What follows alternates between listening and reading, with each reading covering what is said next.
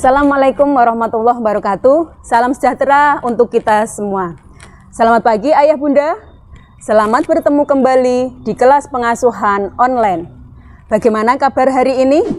Semoga ayah bunda dan keluarga selalu dalam keadaan sehat. Salam sehat untuk kita semua.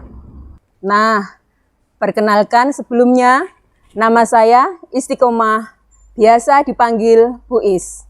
Saya fasilitator kelas pengasuhan dari Wonorejo. Hari ini kita akan belajar mengenai karakteristik pengasuhan yang dibutuhkan bagi generasi Z. Sebelum kita membahasnya, apakah ayah bunda masih ingat dengan video pembelajaran yang kemarin? Ya, betul.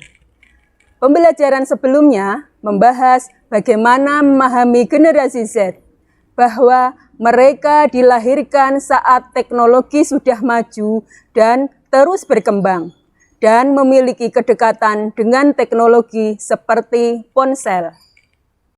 Baik ayah bunda, saya akan mengajak ayah bunda untuk bermain tantangan 9 titik. Sebelumnya, ayah bunda bisa menyiapkan satu kertas HVS atau kertas kosong lainnya dan alat tulis. Apakah sudah siap kertas dan alat tulisnya? Jika sudah, silahkan ayah bunda membuat 9 titik pada kertas yang sudah ada seperti ini.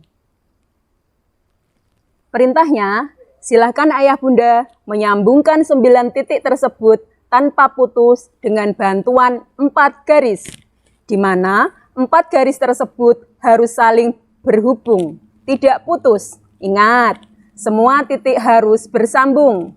Saya akan memberikan waktu untuk ayah bunda menyelesaikan tantangan ini.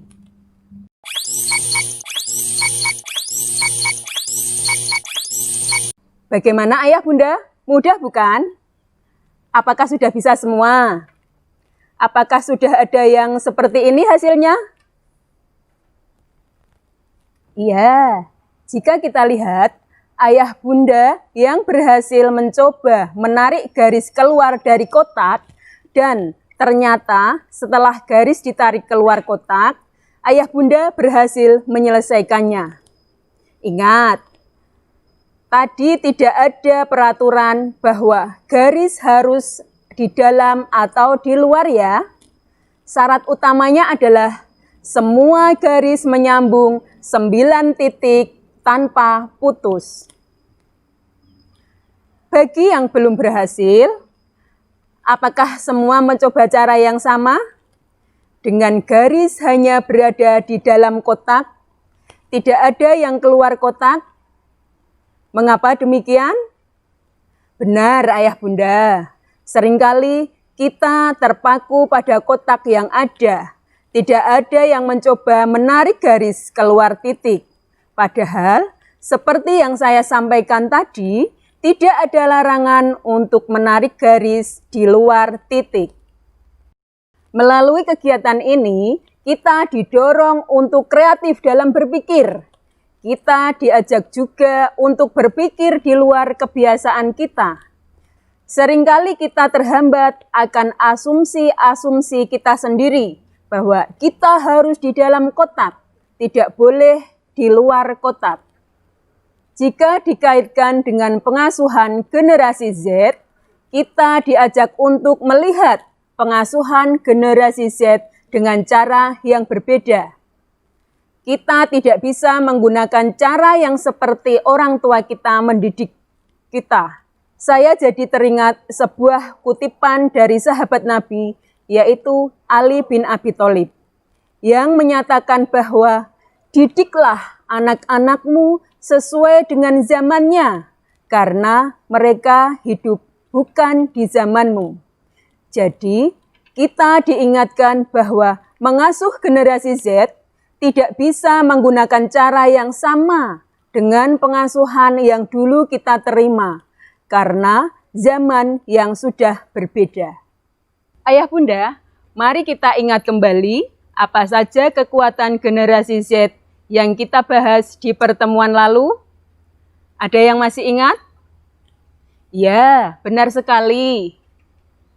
Kekuatan generasi Z antara lain jujur, adil, pemikiran kritis, penuh cinta kasih, humoris, rasa ingin tahu, cerdas sosial, jiwa kepemimpinan, menyukai keindahan, tekun, kreatif, berani, bersemangat, bijaksana, cinta belajar, rendah hati, spiritualitas, dan pengendalian diri.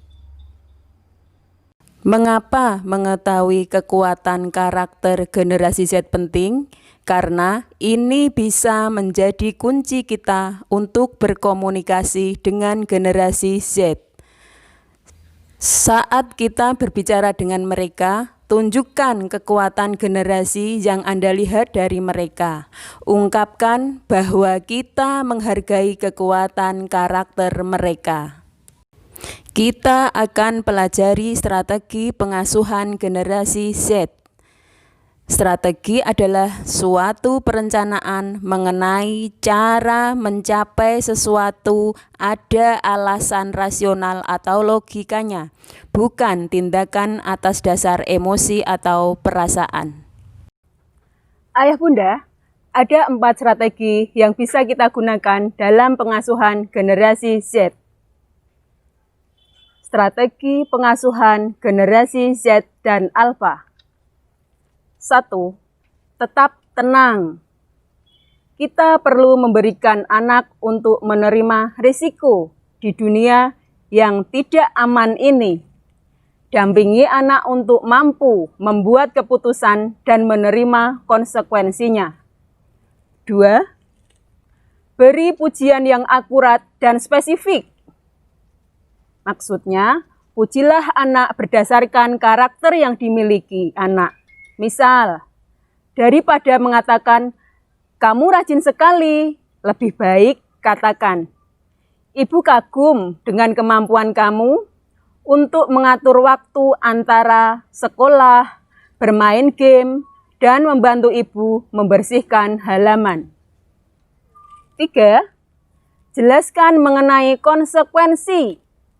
Maksudnya, penjelasan mengenai dampak atau hasil dari perilaku anak, baik yang bermanfaat atau merugikan.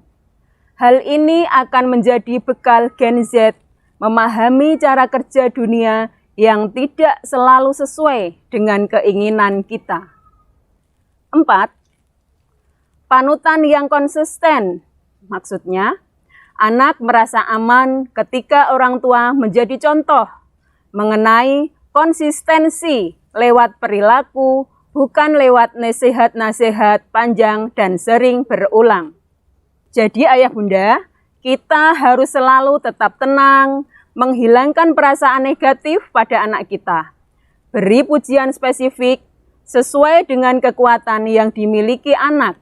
Sebagai bentuk ayah bunda mengetahui kekuatan mereka. Jadi tidak sekadar pujian basa-basi. Kemudian, 2 strategi yang terakhir, peran orang tua untuk mengetahui konsekuensi atau dampak dari perilaku yang anak lakukan. Ingatkan anak bahwa semua yang kita lakukan selalu memiliki konsekuensi, baik itu konsekuensi baik maupun buruk. Strategi terakhir menjadi bagian 5M pengasuhan dan pasti sudah dilakukan, yaitu memberikan contoh atau panutan yang konsisten. Misal, jika telah ada kesepakatan di rumah bahwa jam belajar adalah jam 7 hingga jam 9, maka orang tua pun mengikuti aturan tersebut sehingga tercipta suasana yang mendukung anak belajar. Jangan sampai terjadi anak diminta belajar, kita asik bersosial media atau menonton televisi. Kita lanjutkan mengenai 5 pengasuhan Gen Z.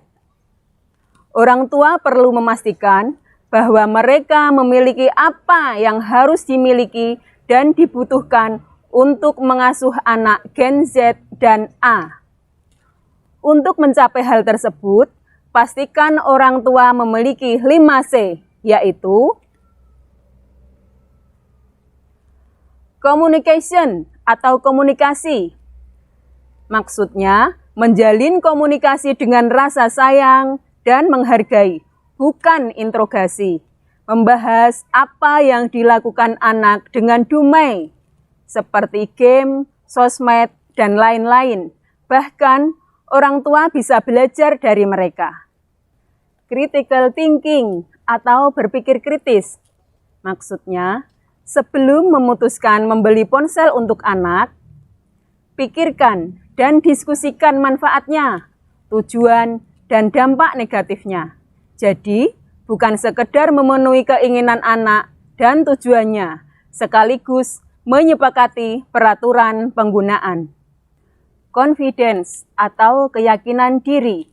Maksudnya, orang tua harus memiliki keyakinan bahwa Anda bisa mengasuh Gen Z dan Alpha. Keyakinan diri akan menjadi dasar yang kuat bagi orang tua untuk bertindak sekaligus terus belajar. Continued conversation atau percakapan berkelanjutan. Maksudnya, pembahasan tentang isu apapun dengan Gen Z merupakan suatu rangkaian komunikasi, bukan menjadi satu hal yang terputus antara satu dengan yang lainnya. Community atau komunitas, maksudnya bergabung secara rutin dalam kelompok tertentu. Misal, kelas pengasuhan merupakan pendukung mental kita untuk menyadari kita tidak sendiri menghadapi permasalahan ataupun pengasuhan terhadap Gen Z. Bagaimana ayah bunda tentang 5C pengasuhan Gen Z atau generasi digital? Sebagian hal dari 5C tersebut sudah kita lakukan sehari-hari dengan anak. Hanya saja dengan pengetahuan baru ini memperkuat apa yang sudah kita lakukan. Misal tentang komunikasi. Pasti setiap orang tua setiap hari berkomunikasi dengan anaknya. Namun, sekarang pertanyaannya, komunikasi yang seperti apa? Komunikasi searah yang selalu berisi interogasi atau kemarahan, atau komunikasi dua arah di mana terjadi pertukaran informasi? Baik ayah bunda, video pembelajaran kali ini telah selesai. Sebelum menutup video saya hari ini, saya ingin merangkum proses yang kita lalui hari ini, yaitu ada 4 strategi pengasuhan Gen Z, yaitu tetap tenang, beri pujian, konsekuensi, panutan, dan tentang 5C pengasuhan Gen Z adalah komunikasi, berpikir kritis, percaya diri, percakapan berkelanjutan, dan komunitas atau dukungan masyarakat. Nah, selanjutnya ada pertanyaan untuk ayah dan bunda, yaitu apa yang ayah bunda lakukan setelah mengetahui tentang 4 strategi yang bisa kita gunakan dalam pengasuhan generasi Z dan 5C pengasuhan digital? Jawabannya silakan dituliskan di kertas, beri nama anak dan orang tua, dan difoto, kemudian dikirimkan ke grup WA pengasuhan di kelompok masing-masing. Untuk video berikutnya, kita masih akan membahas tentang karakteristik pengasuhan yang dibutuhkan oleh Gen Z dan Alpha. Namun, kita akan berfokus tentang prinsip-prinsip pengasuhan dan juga mengenai FOMO. Nah, supaya ayah bunda tidak penasaran apa itu FOMO, mari kita akan terus mengikuti kelas pengasuhan yang akan datang dan seterusnya. Sampai bertemu di pertemuan selanjutnya. Terima kasih dan tetap semangat. Wassalamualaikum warahmatullahi wabarakatuh.